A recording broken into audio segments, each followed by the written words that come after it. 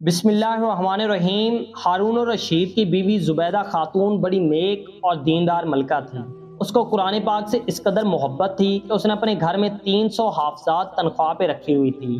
اس نے ان کی شفٹس بنائی ہوئی تھی، ہر شفٹ میں 100 حافظات تھیں۔ ان حافظات کو محل کے مختلف کونوں، برآمدوں، کمروں میں بٹھا دیا جاتا تھا اور ان کا کام اپنی شفٹ میں بیٹھ کر بس قرآن مجید پڑھنا ہوتا تھا۔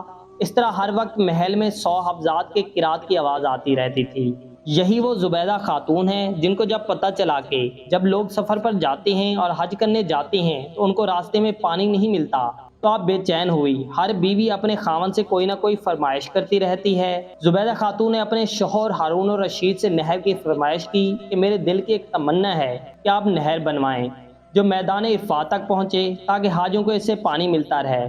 شوہر نے اپنی ملکہ کو مکمل اختیار دیا کہ اس نہر پہ جتنا مال خرچ ہوتا ہے کر لیں۔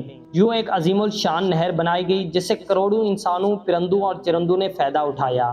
کہتے ہیں جب زبیدہ کا انتقال ہوا تو ایک شخص کو خواب میں ان کا دیدار ہوا۔ اس نے زبیدہ سے پوچھا کہ اللہ نے تیرے ساتھ کیا معاجرہ کیا؟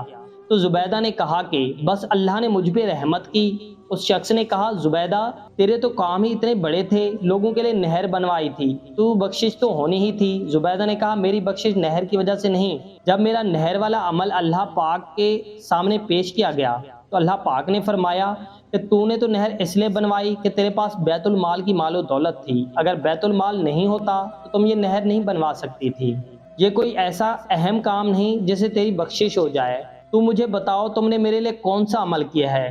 زبیدہ خاتون کہتی ہیں کہ یہ سن کر میں ڈر گئی کہ میرے پاس تو کوئی ایسا عمل نہ تھا۔ اس گھبراہٹ میں اللہ پاک میری طرف متوجہ ہوئے اور فرمایا سارے اعمال میں بس ایک ہی ایسا عمل ہے جو تو نے صرف میرے لیے کیا ہے۔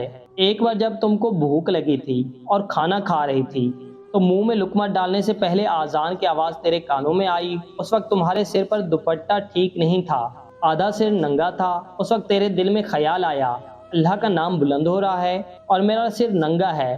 تم نے اپنی بو کی پرواہ نہ کی، لقمہ نیچے رکھا اور اپنا دوپٹہ ٹھیک کر لیا اور پھر کھانا کھانا شروع کیا۔ تو نے لقمے میں جو تاخیر کی وہ میرے نام کے ادب کی وجہ سے تھی، بس تیری مغفرت کی وجہ یہی ہے۔ اللہ پاک اعمال کا چھوٹا بڑا ہونا نہیں دیکھتا، لاکھوں روپوں کی زکوٰۃ اور خیرات کو نہیں دیکھتا، وہ تو دل میں چھپے تقویٰ کو دیکھتا ہے۔